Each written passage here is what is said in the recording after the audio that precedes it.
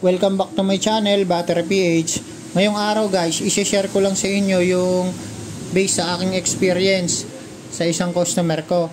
Bali yung sasakyan niya, Toyota Big Body. Tapos yung battery na nakakabit sa kanya is 2SM. Itong nasa video na to, props lang yan para meron lang tayong battery dito. So ito, ikukwento ko lang sa inyo guys. Disclaimer lang, based lang sa akin tong personal experience. Baka sakaling makakuha lang din kayo ng idea. So tara guys, umpisa na natin.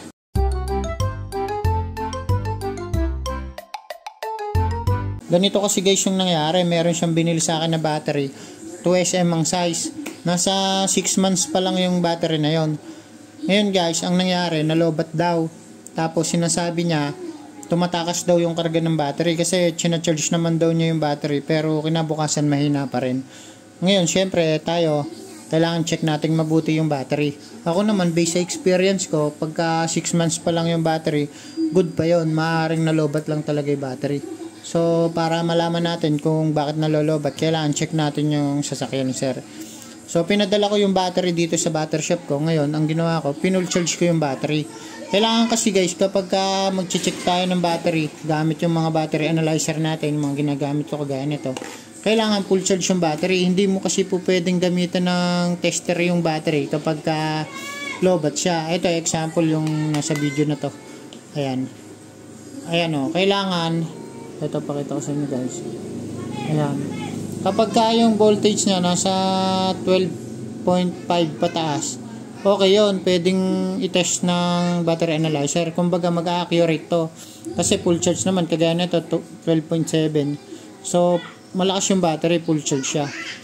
Mag-accurate yung ano niyan, yung reading. Kapag testingin natin, ayan o, kagaya nito. Mag-accurate guys yan kapag tinest natin. Pakita ko lang sa inyo guys, AH. Tapos 65 AH lang kasi yung mga 2SM battery na ganito guys. So, ayan, okay natin. Accurate yung result niyan dahil full charge yung battery. So, ayan, nakalagay dito sa video na to for replace. Tapos, 47% na lang yung health niya. Ito, 360 na lang ang CCA yan, guys. Mahina na yung battery. So, ayan. Accurate yung, ano niya, yung result. Kasi nga, full charge naman yung battery. Ngayon guys, kapag magte-test tayo ng ibang battery, halimbawa, tinesting natin na ganyan, tapos nakita nyo dito sa voltmeter, ayan, nasa 11 volts o 12.0, hindi mag-accurate yun kasi lobat yung battery. So, ang ginawa ko, syempre, ipo-full charge muna natin yung battery. Sabi ko kay sir, ipo-full charge muna natin yung battery mo kasi lobat nga po, para matingnan natin kung good battery pa. Kasi guys, kapag sira na yung battery, kahit na kargahan natin ng kargahan yan, lalabas dito sa battery analyzer natin na sira na talaga yung battery. Ang ingay ng anak ko. So, ayun guys. Bali, pinull charge ko yung battery. Usually, kapag lobat na lobat yung battery, kinakargahan ko siya ng 5 hanggang 8 oras para yung tubig niya sa loob bumalik sa dati. Meron kasing specific gravity yan guys. Guys. 6 yung butas niya dito. Maintenance free kasi ito pero meron din yan butas. 1, 2, 3, 4, 5, 6. Yan. Tapos may tubig sa loob. Yan. Yun nga po yung sulfuric acid. Pagka lobat ng sagad yung battery, matabang yung tubig nun. Basta yun yung term ko, matabang. So kailangan i-full charge natin yung battery. Kargahan natin ng medyo matagal para yung tubig niya bumalik sa dati, yung pinaka-acid niya. Para yun, tatapang na ulit yung battery solution na yun, o yung acid. Ngayon guys, ang aking hula, baka ang ginawa ni sir, chinarge lang niya ng 1 oras yung baterya niya. So minsan kasi kapag kinargahan natin ng 1 oras lang yung battery, tapos nilagay natin dun sa sasakyan, may posibilidad na pag-start natin na under talaga yung sasakyan guys Kaya lang, yung battery, hindi pa siya full charge. Lalo na kung nasagad sa lobat, kung merong naiwan dun na nakabukas dun sa sasakyan niya.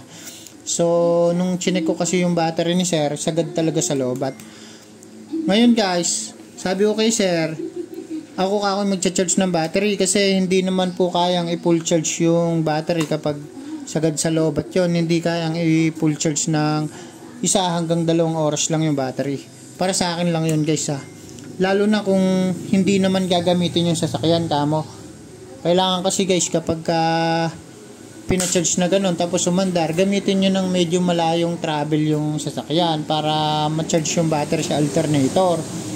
Ang problema, hindi naman daw po masyadong ginagamit yung sasakyan. Nandun lang sa garahe. Siguro nung kinargahan nila yung battery, tapos nagpunta lang sila sa bayan, tapos bumalik, pinarada na ulit yung sasakyan. So, kinabukasan, lobat pa rin yung battery. Ganun siya. Dahil nga po yung tubig niyan, matabang, hindi masyadong naluto. So, ako guys, yung time frame ko pagka nagcha-charge ako ng lobat na battery, china-charge ko siya ng 5 hanggang 8 oras para bumalik sa dati yung battery, ma-full charge siya.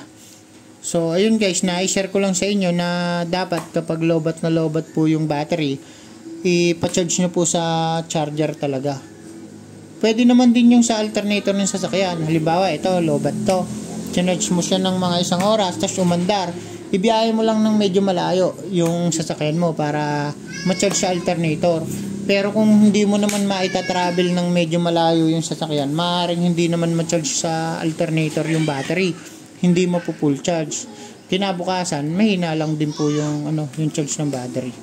So ayun, na-share ko lang po guys para may idea lang po kayo kapag nalobat ng sagad yung battery, kailangan po kasi dyan i-full charge. O mas maganda guys, kung may warranty pa po yung battery nyo, dalhin nyo na po kagad dun sa tindahan kung saan nyo binili. Huwag nyo na pong i-charge o kung saan nyo po ipina-charge. Yun nga po kasi yung pagkakamali ni Sir, sabi niya, pina-charge na daw niya yung battery na yon pero nalobat pa rin daw. Sabi ko nga, Sir, dapat dito muna kagad sa akin dinala para na-check ko na po kagad. Kasi maaaring hindi na full charge yung battery nung pinakargahan mo sa iba. Kaya po, kinabukasan, lobat pa rin. So, yun, mas maganda pala kapag nalobat yung battery nyo, lalo na kapag under warranty, dalhin nyo na lang po kung saan nyo binili para sila po yung mag-check, authorized po silang mag-check ng battery. Ayun nga guys, nung kinuha ni Sir yung battery niya, okay na, hindi na nalolobat. Kahit na standby ng 1 linggo, 1 start lang, maandar na daw. So, sana nakatulong ang video na to. Ito nga palang battery analyzer na to, ilalagay ko yung product link dito sa description box. Kapag gusto mong mag-order ka na. Maganda din to pang personal use guys, no? O kaya kung meron kang battery shop kagaya ko. Sa mga baguhan dyan, ako nga pala si Battery PH. Gumagawa ako ng mga video content tungkol sa battery ng sasakyan. Meron din akong battery shop dito. Yan. Ang pangalan, Enteng Junior Battery Center. So, since 2017, nagbabaterya na po ako. So, sinashare ko lang po dito sa channel ko yung mga na-experience ko tungkol sa battery ng sasakyan. Sana ay nakatulong ang video na to. Maraming salamat po sa panonood. Ingat po kayo.